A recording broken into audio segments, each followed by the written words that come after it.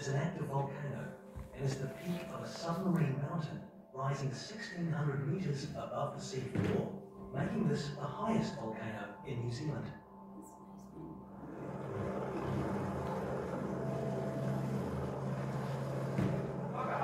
White Island is one of our most active volcanoes. It's also one of our largest. You wouldn't think so, because it's only a small island 320 meters high. It rises out of the Bay of Plenty, and 1,600 meters below us, this volcano is 17 kilometers wide.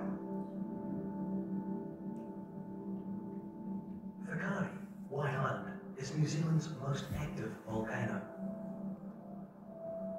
Maori named the island Te Puia o Whakaari, meaning the dramatic volcano. Captain James Cook described it as White Island because it appeared to be in a cloud of white steam.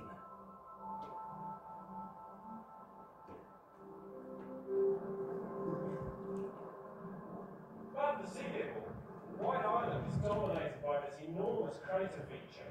Inside the crater we've got fumaroles and steam vents and mud pools. And the walls of the crater, they tell us a story of the repeated cycles of volcanic activity that has built up White Island. Now as we go towards the centre, since around 2003, the central vent area has been covered by water, sometimes forming a really spectacular coloured lake.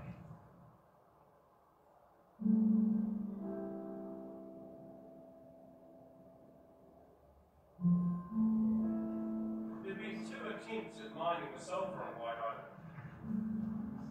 The second of these in the 20s resulted in these buildings, and it ended in financial failure. The first of these, on the same site in 1914, ended in tragedy. 10 men were sleeping in their beds. Suddenly, the southern flank of the crater collapsed, sweeping down through this area with a massive landslide.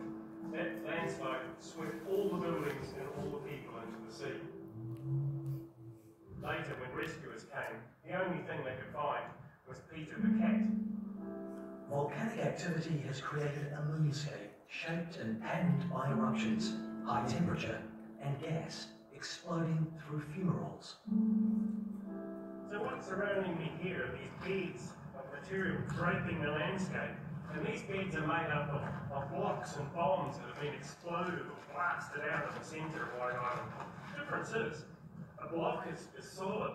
Well, it was an example, this one's a piece of old rock that's been blasted out in a solid chunk. Whereas a bomb, when they come out, they're wet. They splatter on the ground like a cow pat. Here's a really nice one.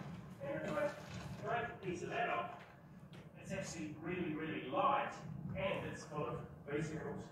Either way, they're both lethal.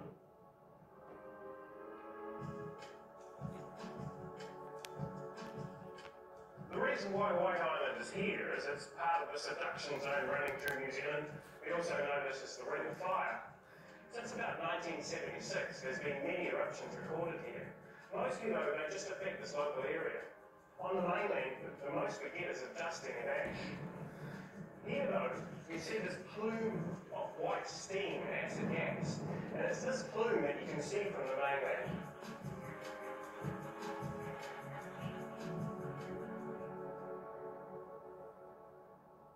Now we've come into the central part of this crater. It's a real cauldron. This is where all the gas and heat is rising up from the volcano, and you can see the boiling, bubbling mud and so on. But a lot of this yellow material, this is sulphur that's falling in and around the fumaroles. Beautiful yellow crystals of sulphur here that's all formed there. It's a great place to monitor what's going on below. The GeoNet project has got seismometers to look for earthquakes. They look for the temperature of the gas and the steam, and they use this to define what is the level of activity of the volcano. On a scale of 1 to 5, White Island normally sits at around level 1 or 2. Most of the eruptions from White Island are little short affairs in the last few years, 10 minutes long. But the question is, how do we know that this kind of short-lived eruption might continue? If we look at the geologic record of the volcano, it can do much, much more than this.